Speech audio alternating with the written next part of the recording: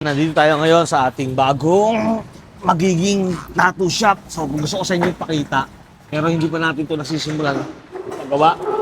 So, yan.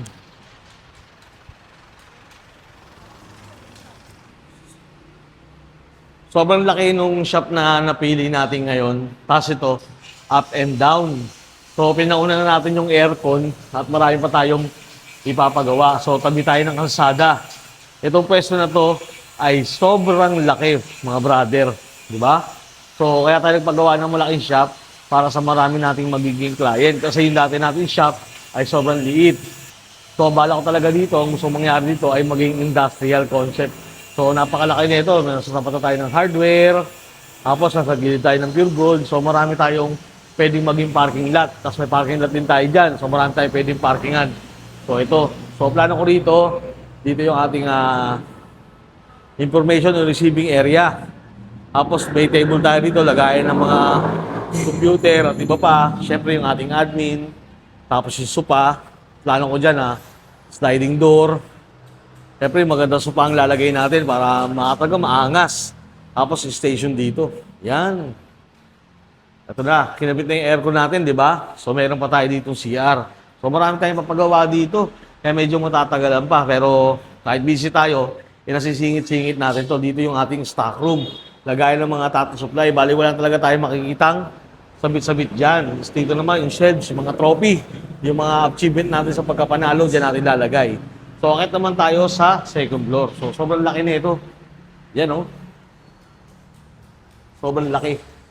So, talaga matatagalan pa to bago matapos. Pero, gusto ko kasi talaga magiging komportable yung mga clients natin. So, nandito tayo ngayon sa taas. So, tignan nyo. Yan. Ayan naman yung taas. Kung papansin ninyo, pwede tayo maglagay dito ng sopa. Tapos, pwede rin tayo maglagay ng station. Station, tattoo station, tattoo station, tattoo station, tattoo station, tattoo station, tattoo station. So, malamang, possible na magkasya rito is 10 artist. So, nakabang na yung ating aircon. Yan, grabe. Excited na ako matapos to.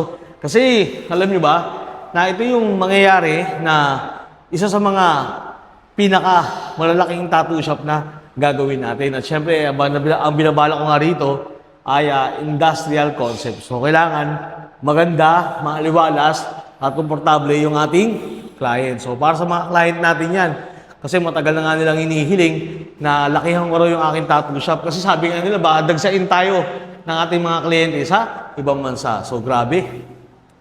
Grabe. At least kahit paano, dahan-dahan, natutupad natin yung pangarap natin. Tapos tayo lang magkakaroon ng isa sa mga pinakamalalaking tattoo shop dito sa San Juan. Kaya syempre, gusto natin na komportable lahat ng ating kliyente. Bukod doon, kung galing ka naman ng ibang bansa, tapos sa airport ka, ng aeroplano, bababa, di ba? So, mabilis lang ang biyahe nyo dito kasi may lapit lang dito yung mga skyway, yung mga daanan, hindi ganun ka-traffic.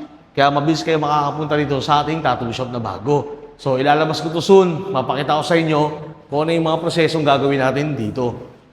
Grabe, nawakas, natupad na. Nakapag-down na rin tayo rito. At sana tuloy-tuloy na yung pangarap natin na malaking tattoo shop. Alright? So, hanggang dito muna mga boss. Kasi alam niyo naman na talagang busy-busy ako. Bye!